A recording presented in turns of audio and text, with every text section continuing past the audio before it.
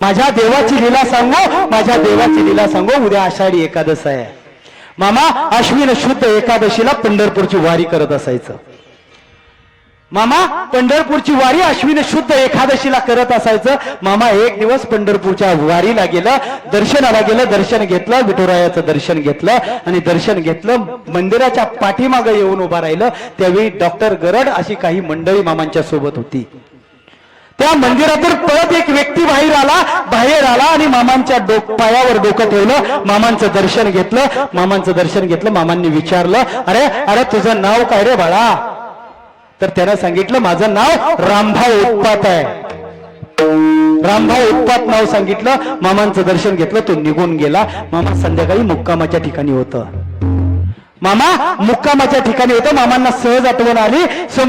शेजारी सोबत असणाऱ्या व्यक्तींना बोलले, अरे जारा मंदिरात तो रामभाऊ उत्पात नावाचा कोण व्यक्ती आहे, त्याला भेटायचंय, त्याला बोलवून आणा. काही मंडळी गेली. रामभाऊ उत्पात नावाचा व्यक्ती खरोखर तिथं होता. त्याला सांगितलं, अरे तुला आमच्या देवानं बोलवलंय, बाळू मामांनी बोलवलंय. तो देखील गेला. गेल्याबरोबर मामा बोलायला लागले. मामा बोलले, अरे तुझी ना माझी ओळख ना पळक, तुझी ना माझी ओळख नाही, काय नाही, आणि तू माझ्या पाया कसा पडलास? महाराज, आता ओळख पाळक नसताना लय जण पाया पडते ती. मला उठा. ओळख पाळक नसताना बरीच जण पाया पडते ती. आणि मामा बोलला, अरे उत्पात तुझी माझी अजिबात ओळख नाही, तू पाया कसा पडला? त्या उत्पातच्या तोंडून काय शब्द आलाय का? अहो एक पंढरीश पांडुरंग सोडला, तो पंढरपूरचा पांडुरंग सोडला, तर मी आज तागायत कोणाच्या पायावर डोकं ठेवलं नाही. आणि तुम्ही कोण तुमच्या पायावर मी डोकं ठेवायला? असं तो रामभाऊ उत्पात बोलला. त्यावेळी सोबत असणाऱ्या माणसांना कळालं, तो रामभाऊ उत्पात नव्हता, तो पंढरीचा पांडुरंग माझ्या मामाचं दर्शन घ्यायला आला होता. त्या दिवसाचा ती रात्र उजाडली. सकाळी उठून पंढरपूर पासून जवळ 3 किलोमीटर 4 किलोमीटर असणाऱ्या गोपाळपूरला माझा देव चालत गेला. त्या ठिकाणी जनाबाईंचा मठ आहे. जनाबाईंचं त्या काळातलं साहित्य आहे, वाकळ आहे, जाता आहे, सगळं जनाबाईंचं आहे. आणि माझा देव चालत गेला. बरोबर सवंगडी मंडळी होती. अचानक एक 80 वर्षाची वृद्ध महिला, एक म्हातारी धावत आली. काठी टेकत धावत आली. माझ्या देवाच्या पायावर डोकं ठेवलं. आणि देवाच्या पायावर डोकं ठेवत असताना ती म्हातारी बोलली, अरे द्वापार युगात श्रीकृष्ण असाच बालगोपाळांना घेऊन येत होता. त्याच्यानंतर आज तू आलायस. त्या पंढरीश पांडुरंगानं माझ्या मामांच्या रूपात भगवान श्री महादेव बघितलं. आणि त्या जनाबाईनं माझ्या मामांच्या रूपात श्रीकृष्ण भगवान बघितले. मामांनी सांगत होते मामा, अरे गोकुळात गायी चारणारा मीच, आणि राम होऊन 14 वर्ष वनवास भोगणारा देखील मीच आहे.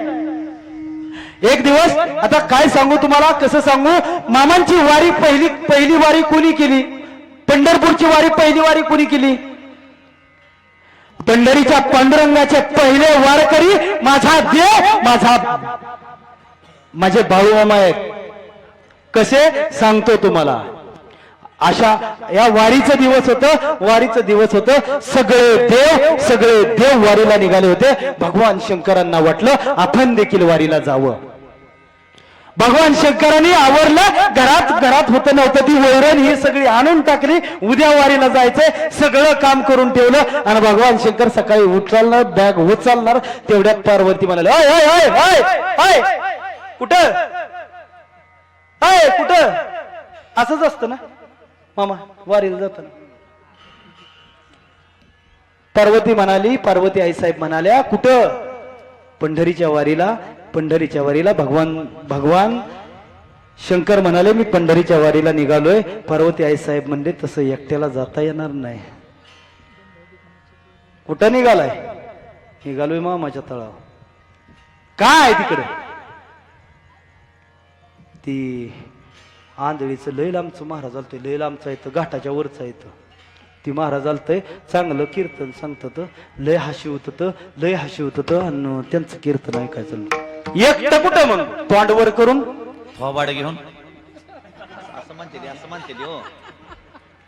एकटच खुशाल तोंडवरून करून निघालाय घ्या त्या पप्याला बी घ्या आणि मी बी ती पप्या पुढे टाकीव बसल मी मी मी तुमच्या माग बसती. माता पार्वती म्हणाल्या एकटं जायचं नाही मला जायचं आणि मला जायचंय म्हणल्यावर दोघांनी कपडी घातली की गणपती बाप्पा म्हणले अय कुठं पप्पा मम्मी अय अय कुठं आपण नसतं तुमच्याशिवाय राहत नाही जमणार नाही नाही नाही अजिबात नाही जिथं तुम्ही तिथं मी